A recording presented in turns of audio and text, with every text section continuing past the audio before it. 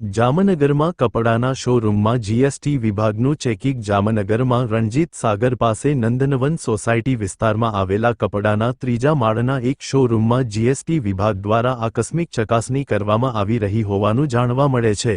મળતી માહિતી મુજબ કપડાના આ શોરૂમમાં ખાસ કરીને લગ્ન સમારોહ માટેના કપડાનું વેચાણ ભાડે આપતા હોવાનું પણ જાણવા મળી રહ્યું છે।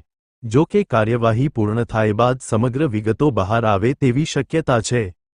જામનગરમાં કપડાના શોરૂમમાં જીએસટી વિભાગનું ચેકિંગ જામનગરમાં રણજીત સાગર પાસે નંદનવન સોસાયટી વિસ્તારમાં આવેલા કપડાના ત્રીજા માળના એક શોરૂમમાં જીએસટી વિભાગ દ્વારા આકસ્મિક ચકાસણી કરવામાં આવી રહી હોવાનું જાણવા મળે છે।